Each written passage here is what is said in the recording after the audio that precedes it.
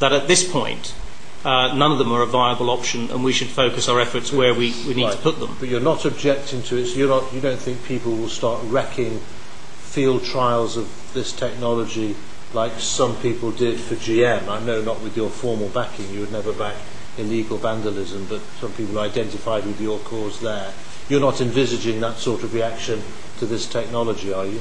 I have no idea how people other than myself will respond to these issues, but I don't think we're in that same sort of debate. I think in this situation we're talking about something that could possibly happen 20, 30 years from now, that people are talking about researching at this stage. All I'm saying in our evidence is that we need to not provide a barrier, if you like, to that research, but it has to be done in a legitimate way, in a transparent way, and in a way which follows a set of very clear and precautionary rules. Right. On that, very positive. I think Dr. House, you would agree with that. Could I thank very much indeed Professor Brian Launder, Dr. Dan Lunt and Dr. David Santillo for being our first set of witnesses on this particular inquiry. Thank you all very much indeed. Can I say that we're moving immediately on to our second panel, if we could have Professor Salter, Professor Ken Caldera and Dr. Vicky Pope with us, please.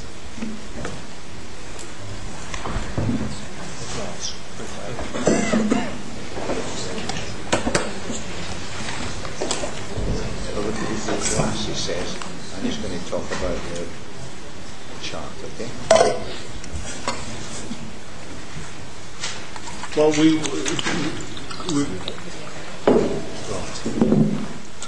we're having a video link as well from the States on this particular section, where we've got Professor Klaus Lackner from Columbia University, who will be giving evidence as well. And we're hoping the technology will work. Well, we are here anyhow.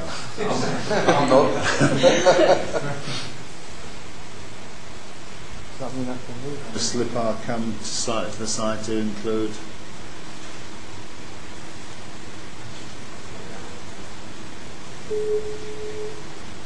While we're waiting for the video to go, can we welcome very much indeed Professor Salter to our inquiry this afternoon. Thank you very much for coming from the University of Edinburgh. Professor Ken Caldera, thank you very much indeed for coming all the way from the States. You didn't trust the video link, but we're delighted to have you. And thank you very much indeed from the Carnegie Institution for the Professor Caldera, welcome to the House of Commons and to the Select Committee inquiry, and we thank you very much indeed for joining us this afternoon, and we're sorry that you've had a slight wait while we've interviewed a previous panel, but welcome. And finally, can I welcome Dr. Vicky Pope from the Met Office. Met Office is a good friend of our committee over many inquiries, and we're very pleased indeed to have you.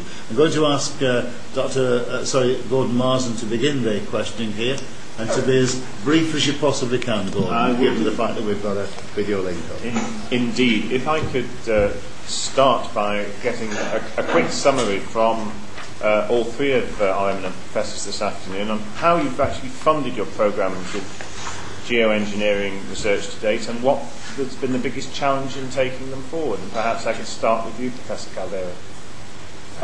I have the good fortune of working for the Carnegie Institution, which is funded by an endowment left by Andrew Carnegie in 1902. And so my funding is covered by that. And I also do get some philanthropic funding to support postdoctoral researchers in this area, but I have no federal or public funding at all. Okay, and what's been the biggest challenge taking your research forward? Skepticism? Yeah, well, let me say that I'm a big advocate of research. I don't really consider myself an advocate of geoengineering. I think that these schemes have the potential to diminish environmental risk. We don't really know whether they will or not. And I think the politics around this makes it difficult to discuss these issues in a neutral and balanced way. And what I would like to see is more research that focuses on this topic in a balanced way on empirically answerable questions. Can we bring you in, Professor Lackner? Yes. Thank you for having me and inviting me to be part of this. I am the director of the Landfest Center for Sustainable Energy here at Columbia University, and so a good fraction of my funding actually is derived from the generosity of a single individual, Mr. Landfest, who is a trustee of the university and has endowed and supported this center. At the same time, we have small amounts of money from government funding to deal with what I would call the carbon cycle engineering. And a few years back, in 2003, we managed to get a small company started, which got its money as a startup from what I would call angel funding, in order to demonstrate that the capture of carbon dioxide from the atmosphere is really possible. Okay, thanks. Professor Salt? I've had no money at all. I have a promise from Ken Caldera that he'll pay my travel for going to some conferences. And that's all I've had. Second class, I hope. And what about, and I was going to say, what's been your biggest challenge? I mean, clearly money is a challenge, but are there others? I think the biggest challenge is there's only 7 days in the week. That's the trouble, really. Professor Caldera. I can say that, since this is about training, that I've had advertisements posted for postdoctoral researchers in this area, and I have been unable to find good qualified people who have the technical skills to work in this area. You see, what's interesting from the range of responses that the three of you have given is that a couple of references to public funding in small amounts, but the majority of what we're talking about has been private entrepreneurial activity. I mean, would it, again, perhaps Professor Salter, looking at from the UK perspective, do you think that is the most appropriate mechanism to take this research forward? It would be sensible to have the normal grant-giving process allowed to cover geoengineering. I have applied to the Engineering and Physical Sciences Research Council, and they turned it down. I've made verbal inquiry. Do you know why? Yes, they said that one of the referees said that we hadn't put enough effort into how we disseminate the results. Right. And you only need one tiny little negative comment for it to be thrown out. It doesn't even get to the panel.